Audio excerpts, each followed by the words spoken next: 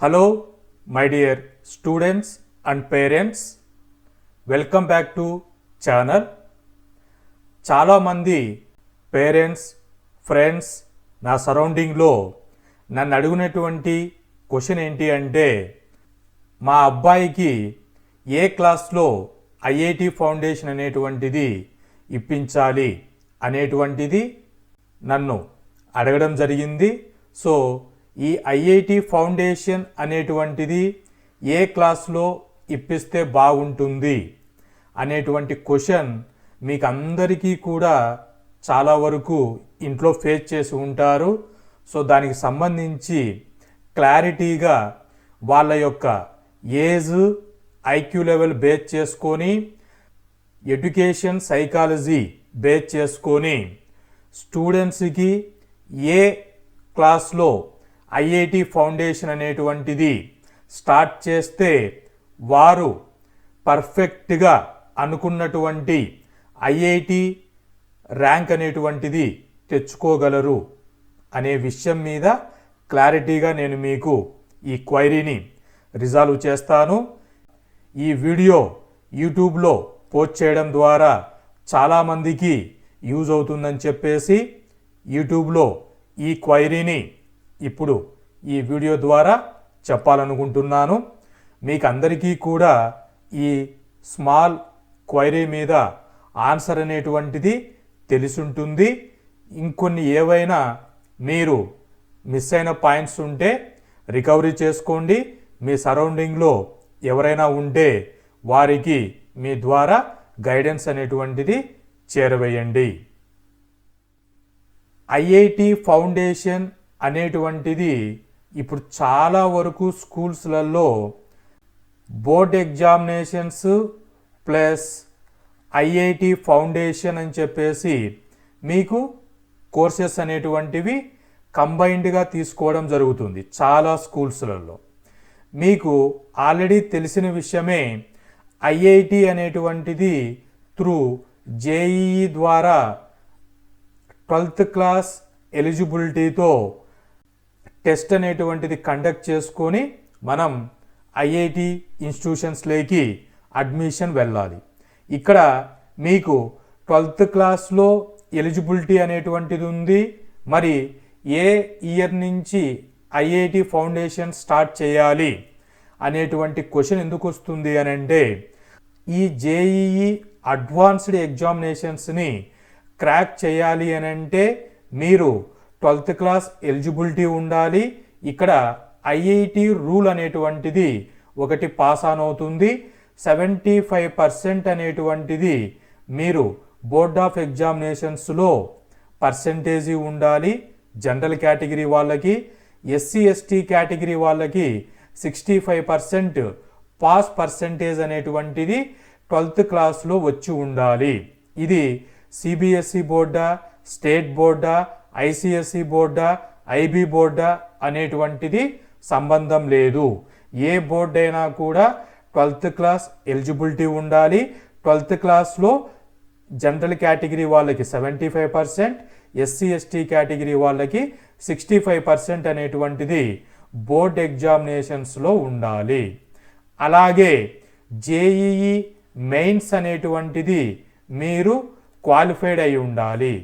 ఏ ఇయర్లో అయితే మీరు ఎగ్జామ్ రాస్తున్నారో ఆ ఇయర్ జేఈఈ మెయిన్స్ అనేటువంటిది క్వాలిఫైడ్ అయిన వాళ్ళకి జేఈఈ అడ్వాన్స్డ్కి ప్రమోట్ చేస్తారు.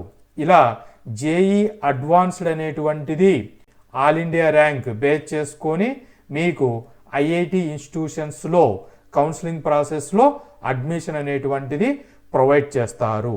సో మీరు మీ ఇంట్లో ఉన్నటువంటి అబ్బాయికి కానీ అమ్మాయికి కానీ ఐఐటి ఫౌండేషన్ ఎప్పటి నుంచి ఇస్తే బాగుంటుంది వీళ్ళకి అని అంటే, 12th క్లాస్లో జేఈ ప్రిపరేషన్ స్టార్ట్ చేస్తే సరిపోతుంది కదా.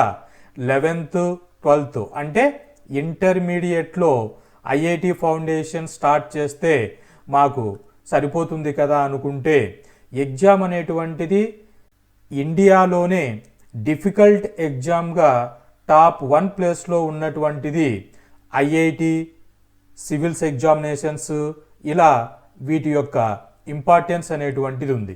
సో ఇటువంటి డిఫికల్టీ ఉన్నటువంటి దాన్ని మీరు 11th స్టాండర్డ్లో ఇంటర్మీడియట్ ఫస్ట్ ఇయర్లో మీరు స్టార్ట్ చేశారనుకోండి, మోర్ ఎఫర్ట్ అనేటువంటిది చేయవలసి ఉంటుంది. సో మోర్ ఎఫర్ట్ అనేటువంటిది మీరు చేసుకొని, అంటే బోర్డ్ ఆఫ్ ఎగ్జామినేషన్స్కి ప్రిపేర్ అవుతూ మోర్ ఎఫర్ట్ అనేటువంటిది మీరు చేయవలసి ఉంటుంది. అప్పుడే మీకు జేఈ మెయిన్స్ కానీ ఐఐటి కానీ రావడానికి పాసిబిలిటీ ఉంటుంది. సో ఇది అందరికీ సూటబుల్ అవుతుందని చెప్పలేను.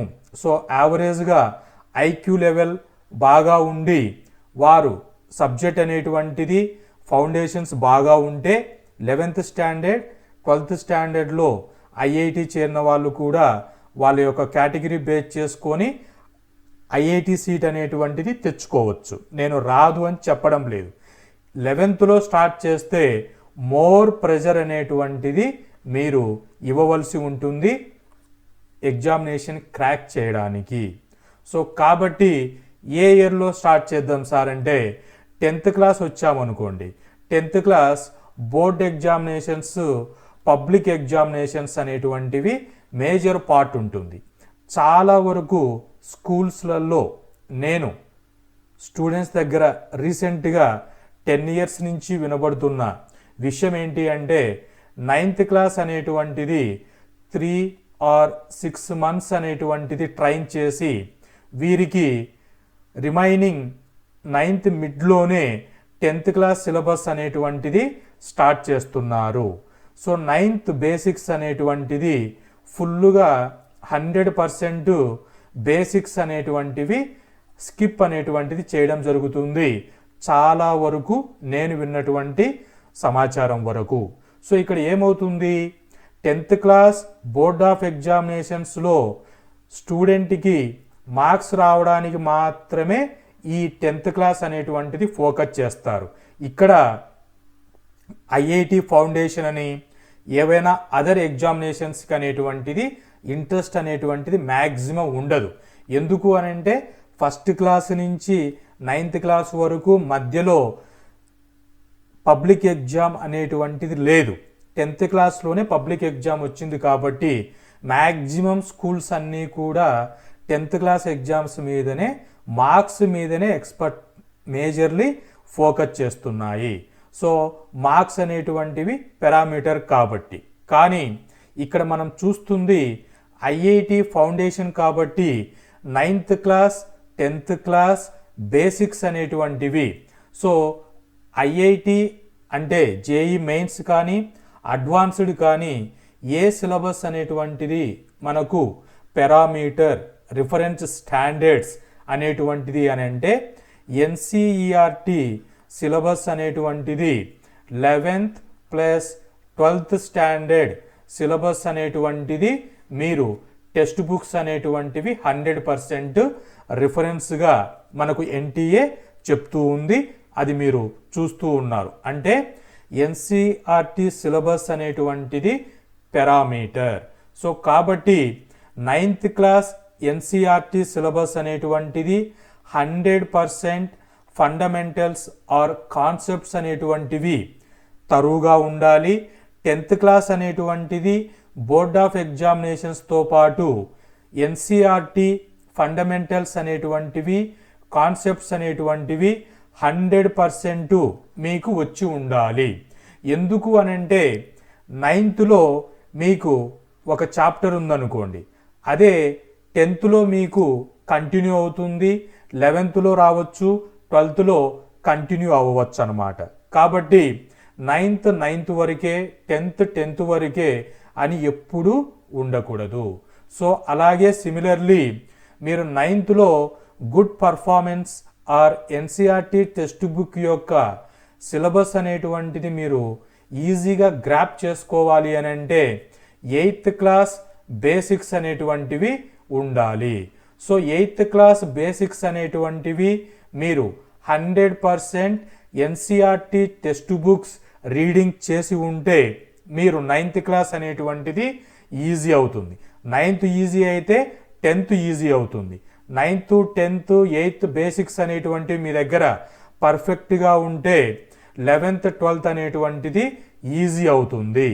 సో 8th క్లాస్ అనేటువంటిది మీరు ఫండమెంటల్స్ ఉండాలి అని అంటే 6th క్లాస్ నుంచి మీరు జేఈఈ అడ్వాన్స్డ్కి కానీ మెయిన్స్కి కానీ ఉండవలసినటువంటి గ్రూప్స్ మ్యాథమెటిక్స్, ఫిజిక్స్, కెమిస్ట్రీ కాబట్టి ఇక్కడ మీకు 6th and 7thలో మ్యాథ్స్ ప్లస్ సైన్స్ అని మీరు స్టడీ చేస్తూ ఉంటారు.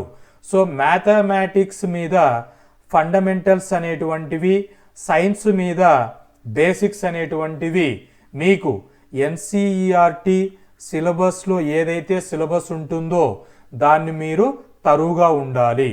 సో ఏ ఇయర్ నుంచి మీ అబ్బాయికి కానీ అమ్మాయికి కానీ ఐఐటి ఫౌండేషన్ జాయిన్ చేయించాలి అనుకుంటే 8th క్లాస్ నుంచి మీరు ఐఐటి ఫౌండేషన్ అనేటువంటిది మీ ఇంట్లో ఉన్నటువంటి అబ్బాయికి కానీ అమ్మాయికి కానీ జాయిన్ చేయించండి. సో 8th క్లాస్ అనేటువంటిది అఫీషియల్గా స్టార్ట్ చేస్తే చాలా బాగుంటుంది.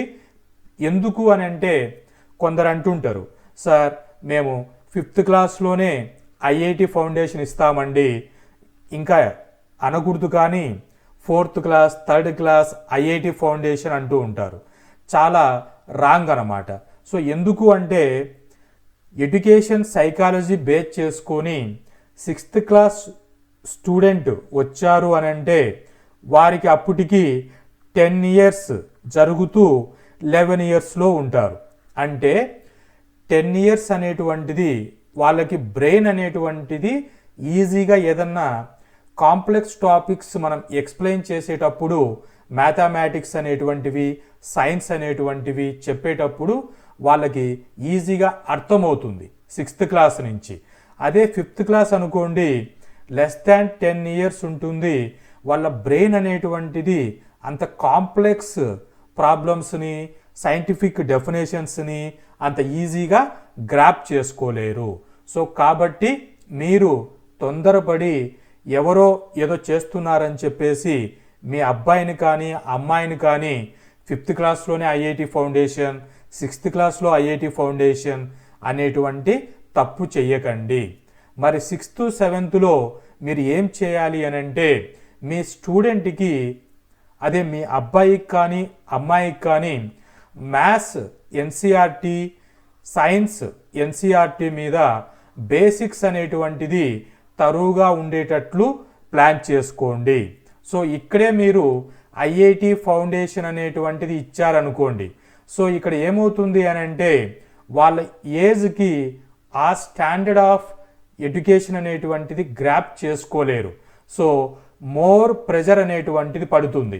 సో మోర్ ప్రెజర్ అనేటువంటిది రావడం చేత స్టూడెంట్స్ యావరేజ్గా ఏం చేస్తారంటే రోట్ లర్నింగ్కి అలవాటు పడిపోతారు.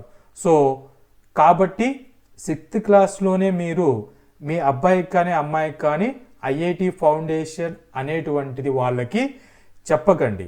6thలో మ్యాథ్స్ ఫౌండేషన్ని స్ట్రాంగ్గా చేసుకోండి, సైన్స్ ఫౌండేషన్ని స్ట్రాంగ్గా చేసుకోండి.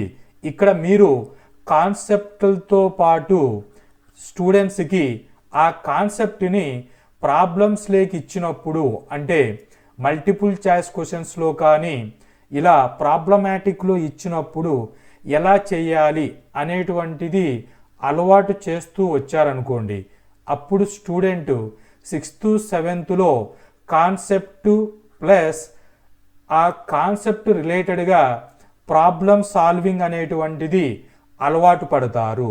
సో ఇక్కడ ప్రెజర్ అనేటువంటిది స్టూడెంట్ పైన ఉండదు.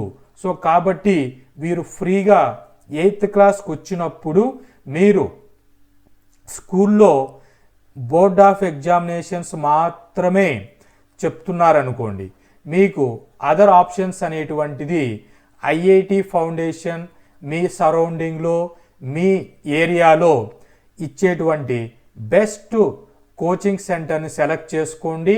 అక్కడ మీరు మ్యాథమెటిక్స్, ఫిజిక్స్, కెమిస్ట్రీ అనేటువంటి సిలబస్ అనేటువంటిది 8th క్లాస్లో ఐఐటి ఫౌండేషన్ని ఇవ్వడానికి చూసుకోండి. కొన్ని స్కూల్స్లలో ఐఐటి ఫౌండేషన్తో కలుపుకొని బోర్డ్ ఆఫ్ ఎగ్జామినేషన్స్ని కంబైన్ చేస్తూ స్కూల్స్ అనేటువంటి ప్రోగ్రామ్ని రన్ చేస్తూ ఉంటాయి. సో వాటిలో మీరు డైరెక్ట్గా జాయిన్ చేసినా ఇబ్బంది లేదు. సో ఇక్కడ ఒక పాయింట్ నాకు తెలిసింది ఏంటి అంటే, మీ అబ్బాయి 8th క్లాస్ చదువుతున్నారనుకోండి, కొన్ని స్కూల్స్లలో ట్రైనింగ్ ఎలా ఇస్తున్నారు అని అంటే 9th 10th అంటే హయ్యర్ క్లాస్ సిలబస్ అనేటువంటిది 8th క్లాస్ స్టూడెంట్కి టీచ్ చేస్తున్నారు. సో అప్పుడు ఏమవుతుంది, 8th క్లాస్ కాన్సెప్ట్ అనేటువంటిది మిస్ అయిపోతున్నారు. ఐఐటి ఫౌండేషన్ అనే ఒక లేయర్లో స్టూడెంట్కి 8th క్లాస్ కంప్లీట్గా చెప్పకోకుండా వాళ్ళకి 9th 10th సిలబస్ని 8th క్లాస్ స్టూడెంట్కి టీచ్ చేస్తున్నారు. సో అలా స్కూల్స్ని మీరు చెక్ చేసుకొని మీ అబ్బాయికి 8th క్లాస్ ఎన్సీఆర్టీ సిలబస్ కాన్సెప్ట్లు చెబుతూ ఆ కాన్సెప్ట్కి రిలేటెడ్గా ప్రాబ్లమ్ సాల్వింగ్ స్కిల్స్ అనేటువంటివి నేర్పిస్తున్నారా ఐఐటికి రిలేటెడ్గా అనేటువంటిది చెక్ చేసుకొని స్కూల్స్లో అడ్మిషన్ అనేటువంటిది తీసుకోండి. మాకు బోర్డు ఒకటే స్కూల్లో చెప్తున్నారు, ఐఐటి ఫౌండేషన్ ఇవ్వడం లేదు అంటే మీకు అనుకూలంగా ఆన్లైన్ కానీ ఆఫ్లైన్ కానీ ఏది పాసిబిలిటీ ఉంటే దానికి స్టూడెంట్కి ట్రైనింగ్ చేసుకోవడానికి చూడండి. సిమిలర్లీ 9th క్లాస్లో కాన్సెప్ట్ అనేటువంటిది 100% ఉండాలి. 10th క్లాస్ పబ్లిక్ ఎగ్జామినేషన్స్కి 1 year షెడ్యూల్ ఉంటుంది. దానికి పబ్లిక్ ఎగ్జామినేషన్స్ అనేటువంటిది మార్క్స్ అనేటువంటిది పెద్ద విషయం కాదు. సో 9th 10thలో ఒలింపియాడ్ ఎగ్జామ్ అనేటువంటివి ఐఎంఓ ఎన్ఎస్ఓ అనేటువంటివి అడ్వాన్స్డ్ కాన్సెప్ట్స్ మీద 9th 10thలో ఫోకస్ చేయండి. సో ఇలా మీరు 8th క్లాస్లో అఫీషియల్గా ఐఐటి ఫౌండేషన్ స్టార్ట్ చేయండి మీ అబ్బాయికి కానీ అమ్మాయికి కానీ. అప్పుడు వారు రోట్ లర్నింగ్ ప్రాసెస్ని స్కిప్ చేసుకొని ఈజీ వేలో కాన్సెప్ట్ని అర్థం చేసుకుంటూ ఐఐటి ప్రాబ్లమ్స్ని ఈజీగా సాల్వ్ చేయగలరు. 11th and 12thకి వచ్చేసరికి 10th క్లాస్ వరకు ఐఐటి ఫౌండేషన్స్ మీరు ఇచ్చి ఉంటారు కాబట్టి 8th 9th 10th 3 years ఈ బేసిక్స్ అనేటువంటివి ఫండమెంటల్స్ అనేటువంటివి 11th క్లాస్లో 12th క్లాస్లో ఈజీగా ట్రావెల్ అవుతూ ఎటువంటి లాంగ్ టర్మ్ అనేటువంటిది అవసరం లేకోకుండా first year second year complete అవ్వంగానే మీరు అనుకున్నటువంటి ఐఐటి సీట్ అనేటువంటిది మీరు తెచ్చుకోవచ్చు వితౌట్ ప్రెజర్. ఈ ఇన్ఫర్మేషన్ అంతా మీకు అర్థమైందనుకుంటున్నాను. సో ఒకసారి మీరు అనాలిసిస్ చేసుకొని మీరు ఎవరైనా మీ అబ్బాయి కానీ అమ్మాయి కానీ ఐఐటి ఫౌండేషన్ చేయించాలి అని ఉంటే 8th క్లాస్లో స్టార్ట్ చేయించుకోండి. కొందరు అడగచ్చు, సార్ మేము 8th దాటుకొని ఇప్పుడు మా అబ్బాయి 10th క్లాస్లో ఉన్నాడు, మేము ఎటువంటి ఫౌండేషన్ ఇప్పించలేదు, మరి మా అబ్బాయికి ఐఐటి సీట్ అనేటువంటిది వస్తుందా అని అంటే కంపల్సరీ వస్తుంది, ఎటువంటి ఇబ్బంది లేదు. కానీ మోర్ ఎఫర్ట్ అనేటువంటిది చేయవలసి ఉంటుంది. అంటే ఇంకొంచెం టైం ఎక్కువ ఫోకస్ చేసుకొని ప్రాక్టీస్ చేసుకోవాల్సి ఉంటుంది, మోర్ ప్రెజర్ అనేటువంటిది తీసుకోవాల్సి ఉంటుంది. సో కాబట్టి ఇది స్టూడెంట్ యొక్క ఐక్యూ లెవెల్ పైన డిపెండ్ అయి ఉంటుంది. సో ఇక్కడ మ్యాక్సిమం పర్సెంటేజ్ పీపుల్ మాత్రమే 11thలో డైరెక్ట్గా ఐఐటి జాయిన్ అయిపోయి అడ్మిషన్ రావడం అనేటువంటిది.